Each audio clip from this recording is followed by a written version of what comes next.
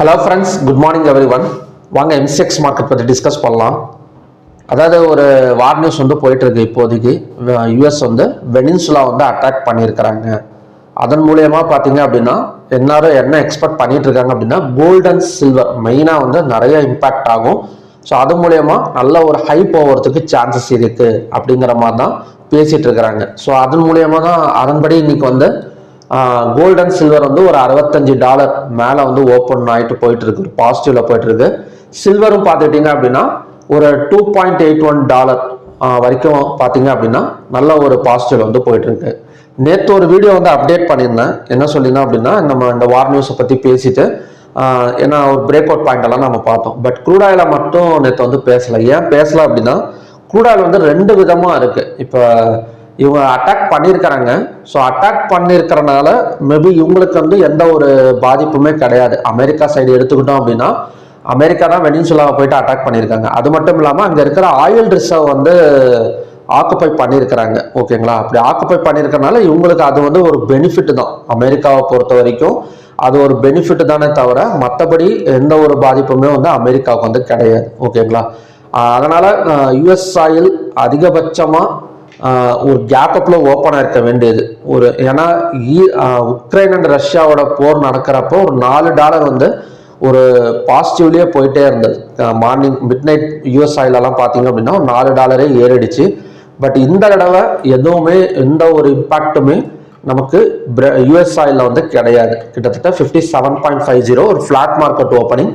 அங்கேருந்து வந்து ஒரு பை தான் எடுக்க போகிற மாதிரி ஒரு ஹேமர் கேண்டல் வந்து ஃபார்ம் ஆயிருக்கு. ஓகே, க்ரூட் ஆயில் வந்து என்ன மாதிரி வந்து மூவ்மெண்ட் எதிர்பார்க்கலாம் அப்படின்னா கண்டிப்பாக பை தான். ஏன்னா நமக்கு என்ன சொல்றது அப்படின்னா ஒரு மிட் நைட் மார்க்கெட்டில் ஒரு பெரிய ஒரு இம்பேக்ட் வந்து கொடுக்கல. பட் நமக்கு வந்து ஒரு பை போகிறதுக்கான தான் சான்சஸ் வந்து இருக்கு. ஏன்னா ஆல்ரெடி நமக்கு வந்து ஒரு நல்ல பாசிட்டிவ் ஜோன்ல தான் நிற்குது. 5140 ஒரு நல்ல பாசிட்டிவ் ஜோன். பிரேக் அவுட் பாயிண்ட்னு எடுத்துக்கிட்டா கூட இந்த ஜோன் தான் பிரேக் அவுட் பாயிண்ட். 5165 வச்சுக்கோங்க. 5165க்கு மேலே ஓப்பன் ஆயிட்டாலே ஸோ இதோட டார்கெட் வந்து 5240 வரைக்கும் வரத்துக்கு எக்ஸ்பெக்ட் வந்து இருக்கு. அதாவது அவ்வளோ தூரம் வரதுக்கான சான்சஸ் வந்து இருக்கு. ஓகேங்களா? ஸோ அப்படி இருக்கிறப்ப கொஞ்சம் வந்து ஒரு $0.25 கண்டிப்பாக 5170 இல்லை 80 அந்த மாதிரி ஓப்பன் ஆனால் க்ரூட் ஆயில் எவ்வளோ தூரம் ரீச் ஆகும் அப்படின்னா 5240 வரைக்கும் ரீச் ஆகும். ஸோ இந்த இடம் வந்து தான் நமக்கான நெக்ஸ்ட் ரெசிஸ்டன்ஸ் ஜோன். ஓகேங்களா? இதுதான் பார்த்தீங்க அப்படின்னா நெக்ஸ்ட் ரெசிஸ்டன்ஸ் ஜோன். ஸோ இந்த இடம் வந்தது அப்படின்னா 215 மினிட்ஸ் கேண்டல் நமக்கு வந்து ரெட் கலர் கேண்டல் ஃபார்ம் ஆனால் ஸோ அகைன் வந்து கொஞ்சம் வந்து ஃபால் ஆகக்கூடிய சான்சஸ் வந்து இருக்கு. அது மட்டும் இல்லாமல் ஒபக் மீட்டிங்ல வந்து என்ன சொல்லியிருக்காங்க அப்படின்னா கொஞ்சம் வந்து ப்ரொடக்ஷன் நல்லாவே இருக்கு அப்படிங்கிற மாதிரி தான் ஒபக் மீட்டிங்லையும் பேசியிருக்கிறாங்க. ஸோ அதோட ஆர்டிக்கல் வந்து oilprice.comல இருக்கும். ஸோ அதை போய் வாட்ச் பண்ணி பாருங்க, ரொம்ப யூஸ்ஃபுல்லாக இருக்கும். நானும் ஒரு தடவை உங்களுக்கு காட்டிடுறேன். இப்போ OPEC plus reaffirms output pauses 8 producers அப்படின்னு சொல்லியிருக்கிறாங்க. ஓகேங்களா? First quarter production study through the first quarter of 2026. First குவார்ட்டருங்கிறது ஜனவரி, பிப்ரவரி, மார்ச் இந்த 3 மாசத்துலையும் பார்த்தீங்க அப்படின்னா கீப் ஆயில் ப்ரொடக்ஷன் ஸ்டடின்னு தான் சொல்லியிருக்கிறாங்க. ஒரே மாதிரி தான் இருக்கும் அப்படின்னு சொல்லியிருக்காங்க. ஸோ கண்டிப்பாக ஒரு சப்ளை தான் கிரியேட் ஆகக்கூடிய சான்சஸ் இருக்கு. இந்த வார் நியூஸ் அண்ட் ஒபக் நியூஸ் ரெண்டுமே பார்த்தீங்கன்னா மிங்கிள் ஆகிறப்ப கண்டிப்பாக வந்து ஒரு வாலட்டிலிட்டி தான் இருக்குமே தவிர ஒரு ஒன் சைடா போமா அப்படிங்கிறது சான்சஸ்ங்கிறது கம்மி தான். So 5240 first resistance. சப்போஸ் இந்த ரெசிஸ்டன்ஸ் மிஸ் ஆனா கூட ஒரு செகண்ட் ரெசிஸ்டன்ஸ் இந்த இடத்துல பார்த்தீங்க அப்படின்னா ஆல்ரெடி நமக்கு வந்து ஒரு ட்ரிபிள் டாப் ரெசிஸ்டன்ஸாக வந்து ஒர்க் அவுட் ஆயிருக்கு. ஸோ 5270 இந்த ஜோன் வரைக்குமே நமக்கான இன்னைக்கான ரெசிஸ்டன்ஸ் ஜோன் தான் க்ரூட் ஆயிலை பொறுத்த வரைக்கும். பட் ஃபர்ஸ்ட் ஆஃப் வந்து எக்ஸ்பெக்ட் பண்ணலாம்னா பை சைடு ஃபோக்கஸ் பண்ணலாம். 5 சைடு வந்து போகிறதுக்கு சான்சஸ் இருக்கு. ஏன்னா ஆல்ரெடி நமக்கு தெரியும் ஒரு டிமாண்ட் தான் கிரியேட் ஆயிருக்கு. ஸோ அதனால கொஞ்சம் வந்து பை சைடு போகிறதுக்கு சான்சஸ் இருக்கு. ஒபக் நியூஸ் சப்ளை கொடுத்தது அப்படின்னா நமக்கு லெவல்ஸ் படி நம்ம ட்ரேடிங் வேணா அட்டன் பண்ணிக்கலாம். ஓகே, நெக்ஸ்ட் வந்து பார்த்தோம் அப்படின்னா நேச்சுரல் கேஸ் எதிர்பார்த்தது ஒன்று. காலையில் ஓப்பனிங் கண்டிப்பாக நமக்கு 6% வரைக்கும் இறங்கியிருக்கு. நேச்சுரல் கேஸ் நம்ம ஃபாரெக்ஸில் எடுத்துக்கிட்டோம் அப்படின்னா 3.28 வரைக்கும் இறங்கியிருக்கு. கிட்டத்தட்ட 6% வரைக்கும் டவுன் ஆயிருக்கு. நேச்சுரல் கேஸ்ல ஒரு பெரிய கேப் டவுன் ஓப்பனிங் ஒரு 30 பாயிண்ட் குறைஞ்சது நமக்கு வந்து ஓப்பன் ஆகும். ஓகேங்களா? ஸோ ஓப்பன் ஆனால் கூட அங்கேருந்து ரெக்கவரி ஆகிறதுக்கு தான் பாசிபிலிட்டிஸ் இருக்கு. ஸோ அதோட லெவல்ஸ் வந்து கண்டிப்பாக ரெக்கவரி தான் ஆகும். ஏன்னா கேப் டவுன் ஓப்பனிங் கொடுத்துருக்குறாங்க. இதுலேயுமே பார்த்தீங்க ஃபாரெக்ஸ்லையும் பார்த்தீங்க அப்படின்னா நமக்கு வந்து ஒரு ரெக்கவரி ஜோனில் தான் இருக்குது. எப்படி நேச்சுரல் கேஸ் வந்து எடுத்துக்கலாம் அப்படின்னா, கேப் டவுன் ஓப்பனிங் நடந்தது அப்படின்னா நம்ம வெயிட் பண்ணி ஒரு 2-15 minutes candle green colour candle form ஆனால் அந்த இடத்துல வந்து பை சைடு வந்து பாசிபிலிட்டிஸ் இருக்குது. ஒரு 10 to 20 பாயிண்ட்ஸ் பக்கம் ஒரு அப் சைடு வந்து கொடுக்கலாம். ஓகேங்களா?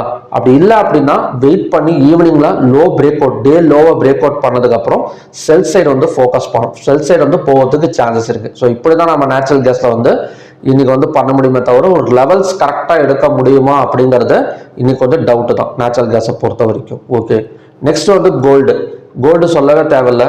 கோல்டெல்லாம் நல்ல ஒரு பிரேக் அவுட். இந்த இடம் பார்த்தீங்கன்னா தெரியும், ஒரு டபிள்யூ பேட்டர்ன். ஸோ 2 times வந்து எடுத்திருக்கு. இந்த இடத்துல வந்து பிரேக் அவுட் நடந்திருக்கு.